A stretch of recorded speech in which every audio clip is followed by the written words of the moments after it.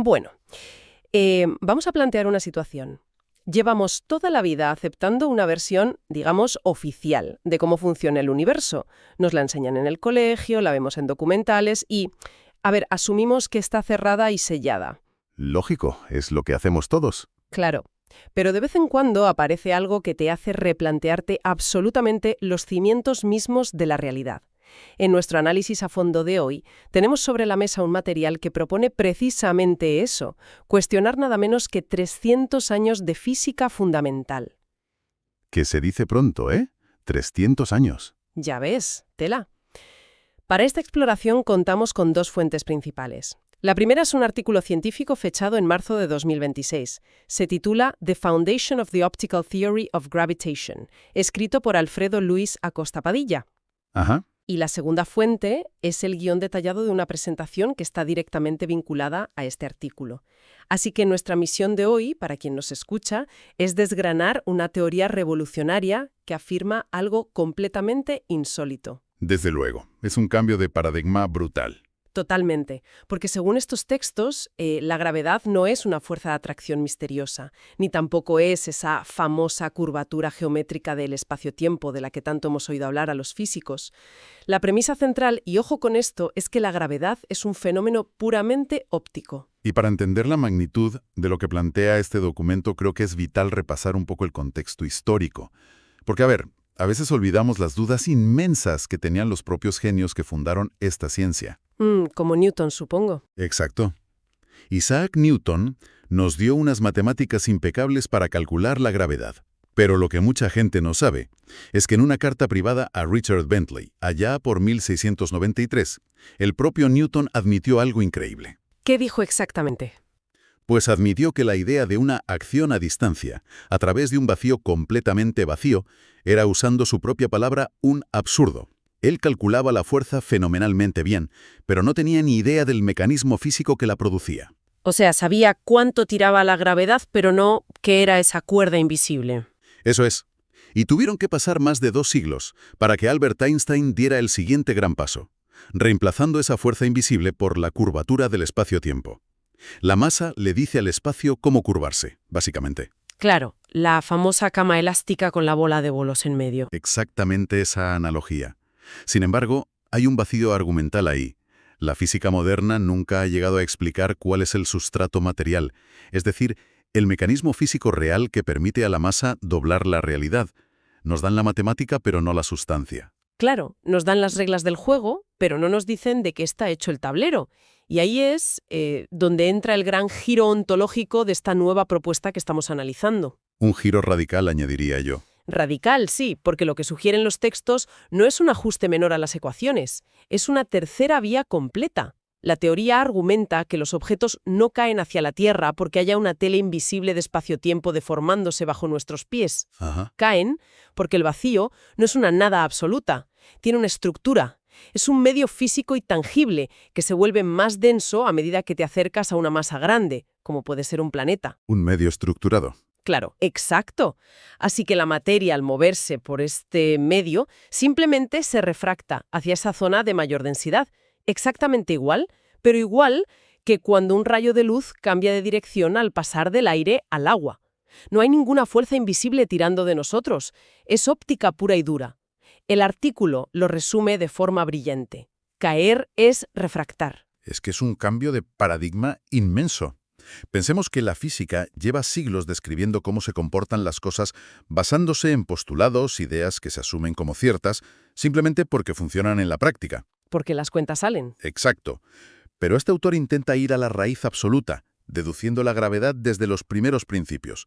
Y lo verdaderamente llamativo es que toda esta complejidad del universo óptico nace de un punto de partida matemático que es de verdad de una simplicidad asombrosa. A ver, aquí es donde quiero que nos detengamos un momento, porque cuando leí el origen matemático de todo esto, yo sinceramente me quedé bastante perpleja.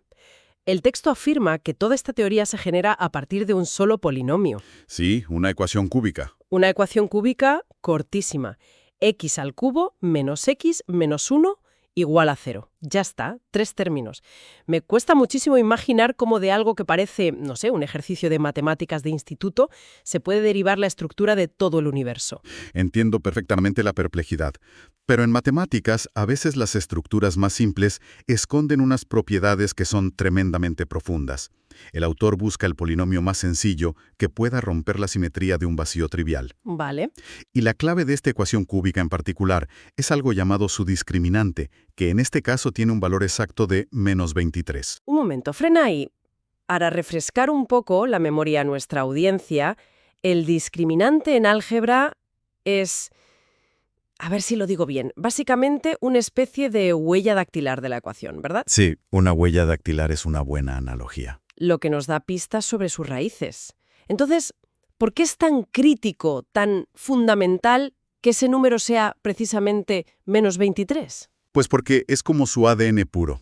En términos algebraicos muy puristas, el valor absoluto de 23 es el número primo más pequeño que obliga a un campo numérico a no ser trivial. O sea que fuerza a que pase algo. Exacto. Dicho de forma más sencilla, no existe ningún polinomio con coeficientes enteros cuyo discriminante caiga entre el 0 y el -23. Es un salto inevitable en las matemáticas. Ese número, el -23, es el mandato matemático que obliga al vacío a tener una estructura física. Le prohíbe ser una nada plana. Totalmente. Le prohíbe ser una nada continua, forzándolo a organizarse como una red discreta. Vale, entonces dejamos de pensar en el espacio como una especie de contenedor inmenso y vacío y pasamos a verlo como una red. Pero, ¿qué forma tiene esa red, geométricamente hablando? Porque el artículo entra en unos detalles que me parecen fascinantes. Sí, la geometría es preciosa aquí.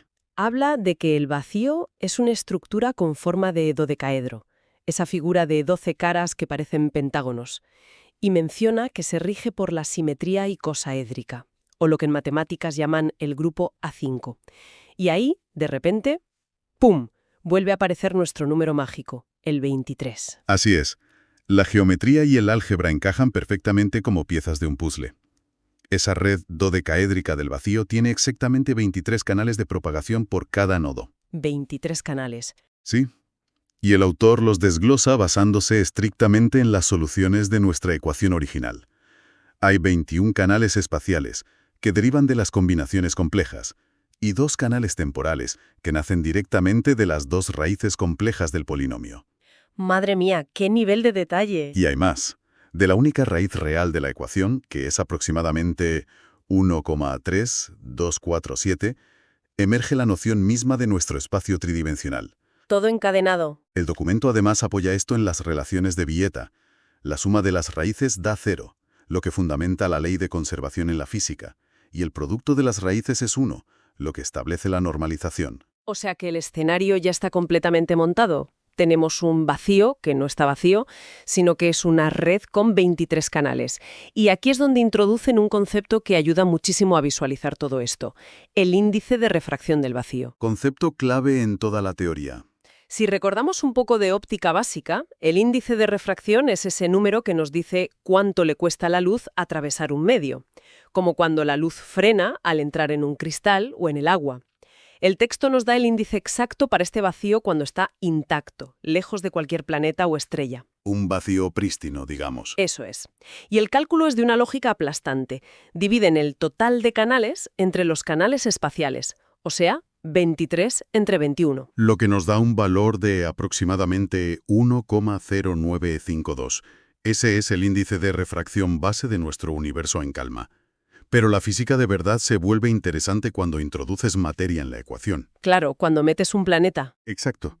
Si colocamos un objeto masivo, digamos el Sol, esa masa satura los canales de la red geométrica a su alrededor.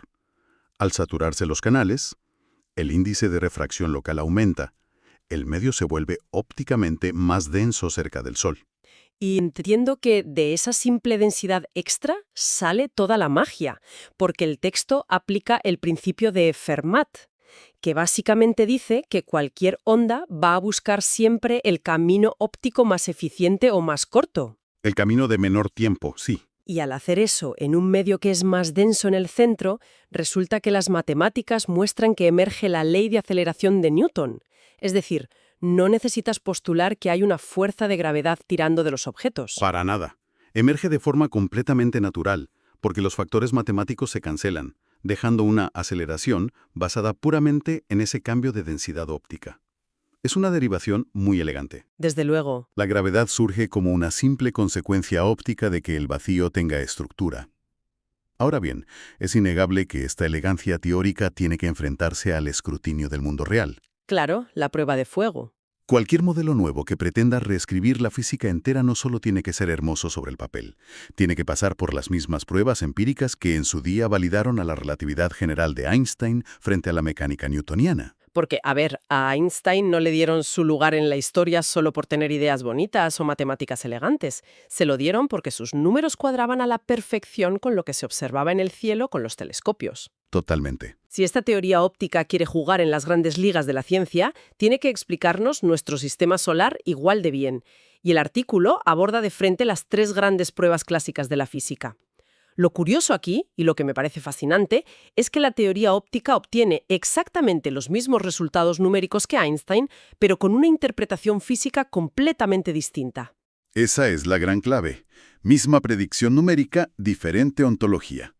La primera de estas pruebas históricas fue la precesión del perihelio de Mercurio. El gran misterio de Mercurio. Sí, durante mucho tiempo fue un auténtico dolor de cabeza para los astrónomos. La órbita elíptica de Mercurio alrededor del Sol iba rotando lentamente, y las leyes de Newton simplemente no lograban predecir la cantidad exacta de ese giro. Les faltaba un pedacito, ¿no? Sí, faltaban unos 43 segundos de arco por siglo. Newton no podía explicar. Y Einstein llegó con su espacio-tiempo curvo. Hizo sus cálculos complejos y obtuvo 42,98 segundos de arco. Problema resuelto, medalla para Einstein. Pero entonces llega este nuevo texto, años después, y nos dice que la teoría óptica también predice esos exactos 42,98. ¿Cómo llega al mismo número sin curvar el espacio en absoluto? Pues lo logra analizando el comportamiento detallado de esa red estructurada que mencionamos antes.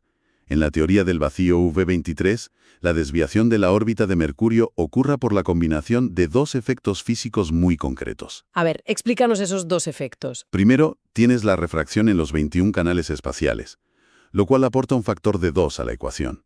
Y segundo, tienes un efecto llamado arrastre torsional, que está vinculado directamente a los canales temporales y aporta un factor de 1. Ciencia ficción.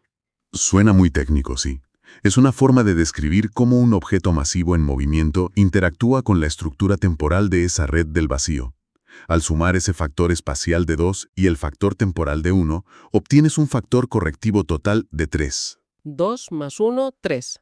Hasta ahí llego. Y cuando aplicas ese factor 10 a las ecuaciones orbitales clásicas, el resultado matemático te da con total y absoluta precisión esos 42,98 segundos de arco por siglo. ¡Qué fuerte! No hace falta curvar ninguna geometría en 4 dimensiones. Es simplemente el camino óptico natural de un planeta moviéndose a través de un medio estructurado que es más denso. Tiene muchísimo sentido visto así. Es casi intuitivo. Pasemos a la segunda prueba, que probablemente es la más famosa porque fue la que convirtió a Einstein en una especie de estrella de rock mundial. El eclipse solar de 1919. El experimento de Eddington. Exacto.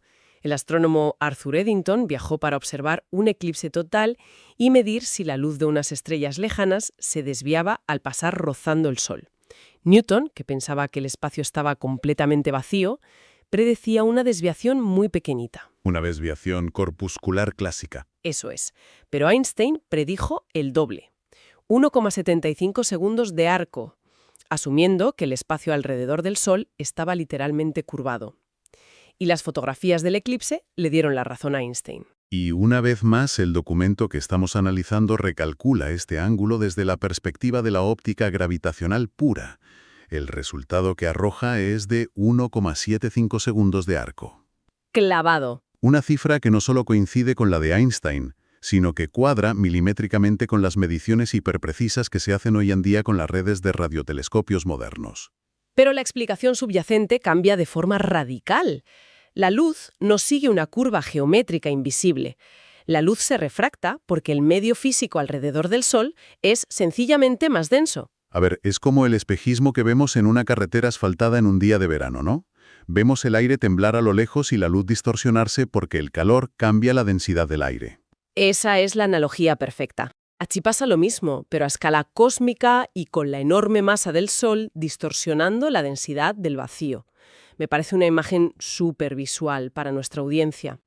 Y eso nos lleva directamente a la tercera prueba clásica, el corrimiento al rojo gravitacional. Otro pilar de la relatividad.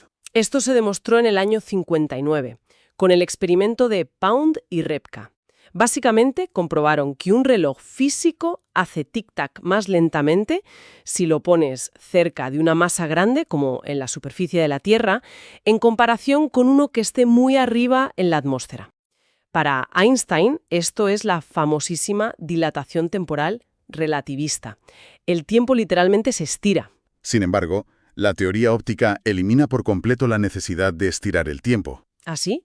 ¿Y qué hace con los relojes? En su lugar, propone que los relojes funcionan de forma diferente, porque cualquier proceso físico, cualquier oscilación, tiene una frecuencia de propagación más baja cuando se encuentra inmerso en un medio con un índice de refracción mayor. O sea, ¿van más ahogados? Exacto.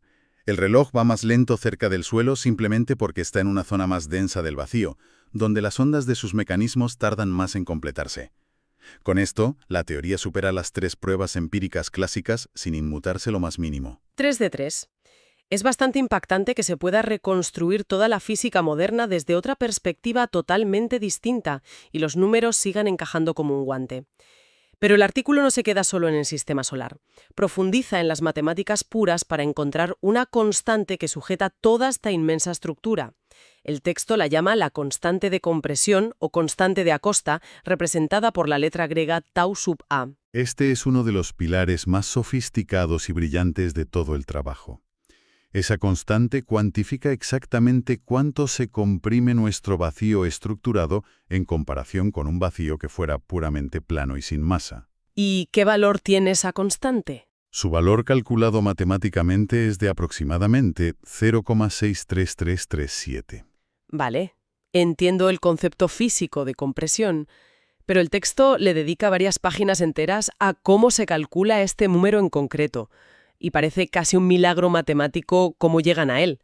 Hablan de que el autor llega a ese 0,63 por 2 vías que, en principio, no tienen absolutamente nada que ver la una con la otra. Esa es la parte que dejará a cualquier matemático fascinado, te lo aseguro.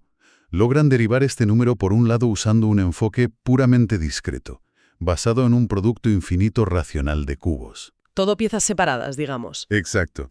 Y por otro lado, utilizan un enfoque analítico continuo, usando funciones hiperbólicas y evaluando el inverso del producto de 3 funciones gamma mediante una herramienta matemática muy compleja llamada la fórmula de Weierstrass. Suena avanzadísimo. Lo es.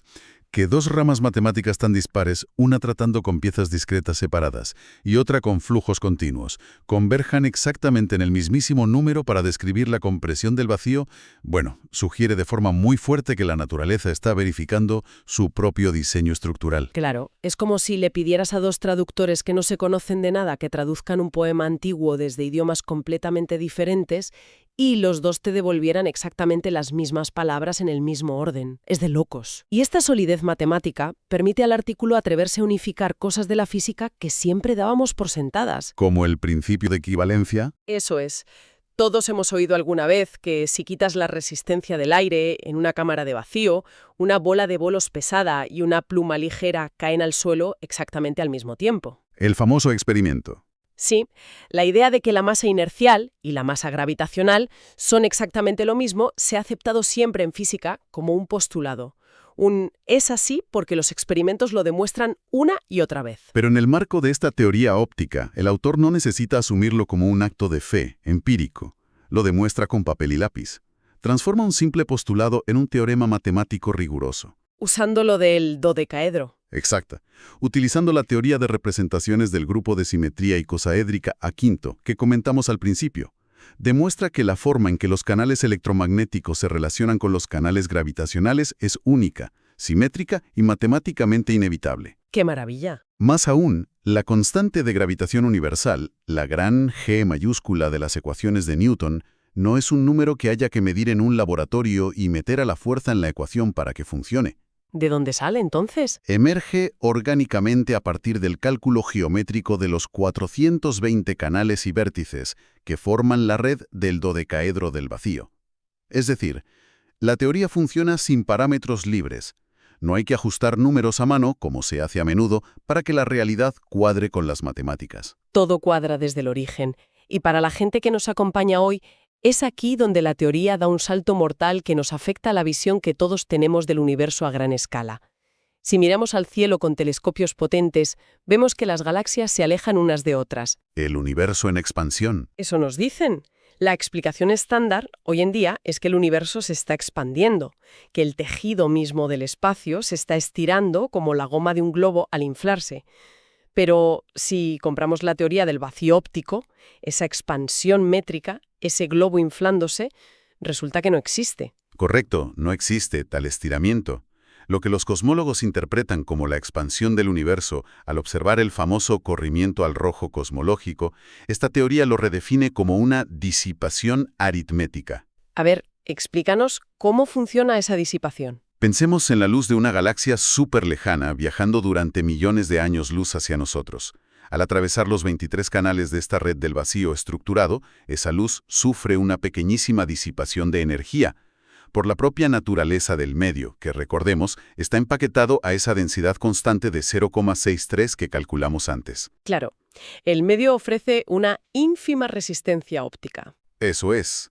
Y basándose puramente en esa pérdida de energía natural a través de la red de nodos, el autor calcula una constante de Hubble de 70,20 km por segundo por megaparsec. Y ese número, el 70,20, resulta que encaja maravillosamente bien con las mediciones reales y actuales de los astrónomos. Y ojo, porque hay que dimensionar bien lo que esto significa para, no sé, los libros de texto del futuro. Si este corrimiento al rojo cósmico es solo la luz perdiendo un poco de energía al atravesar un medio denso, el texto sostiene que no hace falta inventarse una energía oscura misteriosa para explicar por qué el universo parece acelerarse. Exactamente. Se elimina la necesidad de la energía oscura. La densidad del vacío estructurado ya explica esa fuerza extra aparente. Es una limpieza teórica impresionante. Estamos hablando de que la física actual admite abiertamente que no sabe de qué está hecho el 95% del universo. Y por eso lo llaman oscuro. Esta teoría, de un plumazo, borra ese 95% de ignorancia y te dice que no hay nada oscuro. Es solo óptica funcionando en un medio denso. Es un cambio brutal de paradigma. Y por eso mismo es fundamental mantener una perspectiva analítica fría. Las afirmaciones de este texto chocan frontalmente, de manera directa, con el consenso científico actual, que ha construido modelos cosmológicos inmensos sobre la existencia de la materia y la energía oscuras. Claro, no van a cambiar los libros mañana. Lógico. Sin embargo, el valor intelectual de este documento radica en su inmensa capacidad para ofrecer un modelo alternativo riguroso. Demuestra de forma matemática que ciertas anomalías que hoy atribuimos a entidades invisibles, indetectables, podrían ser de hecho propiedades inherentes a la refracción de un vacío estructurado. Pero claro, esto nos lleva a una encrucijada inevitable para la ciencia. Si la teoría de Einstein y esta nueva teoría óptica coinciden a la perfección en lo que pasa dentro de nuestro sistema solar, ¿cómo desempatamos? ¿Cómo podemos saber empíricamente cuál de las dos tiene razón? La historia de la física tiene una respuesta muy clara para ese tipo de empates. Cuando dos teorías empatan en condiciones normales, tienes que llevarlas a los extremos absolutos. Al límite. Exacto. Tienes que buscar entornos donde la gravedad sea monstruosa para ver dónde difieren sus predicciones matemáticas, y el escenario de campo fuerte por excelencia en nuestro universo son los agujeros negros. Los devoradores de luz. Según la relatividad general de Einstein, en el núcleo de un agujero negro, la masa comprime tanto el espacio-tiempo que la curvatura se vuelve infinita. Esto se conoce como singularidad, y es literalmente el punto donde las matemáticas colapsan, dan infinito y dejan de tener sentido físico. Es como si la ecuación diera error del sistema. Pero en nuestro modelo óptico, como la gravedad depende de un índice de refracción, no hay infinitos, ¿verdad? Ninguno.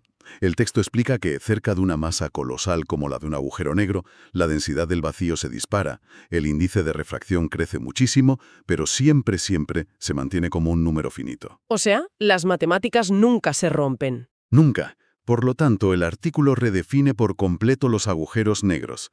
Ya no son agujeros que desgarran la tela de la realidad. Los describe como trampas ópticas. Trampas ópticas. Me encanta el concepto.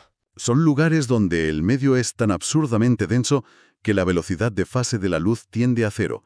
Tienen lo que se llama un horizonte de fase, no una singularidad destructiva en su centro. Me parece una forma muchísimo más limpia de entender el cosmos, sin infinitos molestos. Y hay otro terreno de prueba empírica aún más concluyente, que son las ondas gravitacionales. Ah, las famosas arrugas en el espacio. Cuando ocurren cataclismos cósmicos, como el choque tremendo de dos agujeros negros, se generan estas ondas. Las ecuaciones de Einstein dictan que esas ondas viajan por el espacio-tiempo continuo, con exactamente dos formas de polarización. Vale, dos polarizaciones según Einstein. ¿Y según la óptica? Por el contrario, la teoría óptica predice que, al propagarse por una red física discreta de 23 canales, la onda debería sufrir dispersión y exhibir hasta 23 polarizaciones distintas. ¡Guau! De 2 a 23. Ahí hay una diferencia medible enorme. Totalmente. El autor es muy transparente al señalar que nuestros detectores actuales como LIGO o Virgo no son lo suficientemente sensibles hoy en día para ver esta diferencia estructural. Nos falta tecnología. Por ahora. Pero la próxima generación de observatorios como el Einstein Telescope, que se está desarrollando actualmente en Europa, sí tendrán la capacidad de medir estas polarizaciones adicionales. Es decir, es una teoría completamente falsable. Podremos comprobar si es cierta o no en los próximos años. Pues para ir cerrando esta exploración de hoy, creo que vale la pena recapitular la tremenda revelación que plantea este material. Durante siglos, la ciencia nos ha pintado el universo como un inmenso escenario vacío, donde, por alguna razón abstracta y geométrica, el espacio se doblaba bajo el peso de las estrellas. Una visión muy poética, pero algo vacía físicamente. Exacto. Pero el texto de Acosta Padilla nos dibuja un universo radicalmente distinto. Habitamos dentro de un medio físico, tangible, una red matemática vibrante. Visto así, la gravedad pierde su aura de misterio esotérico y se convierte en algo tan cotidiano y normal como mirar a través del agua de una piscina.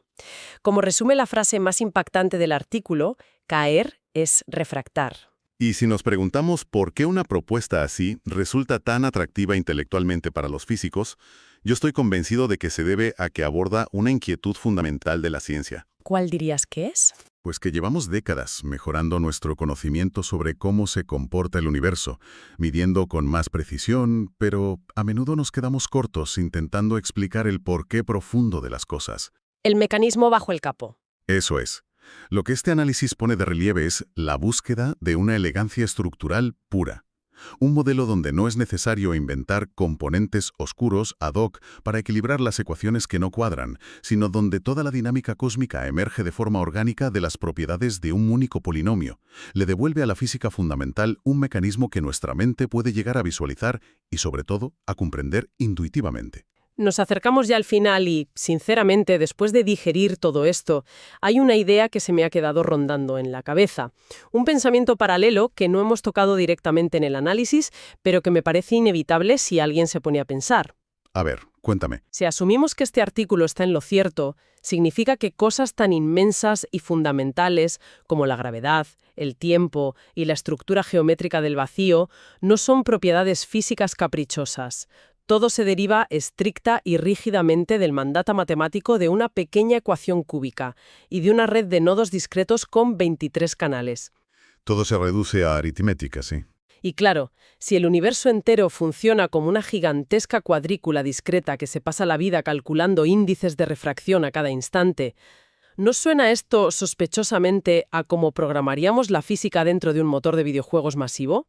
Es una analogía computacional muy tentadora, la verdad. Si las leyes del cosmos son, en el fondo, una pura rutina óptica ejecutándose sin descanso en una red matemática, ¿podría ser esta teoría óptica la pista científica más sólida que hemos tenido jamás de que efectivamente podríamos estar viviendo en un universo simulado? Es una idea bastante mareante para dejarla resonando en nuestra audiencia. Hasta el próximo análisis a fondo.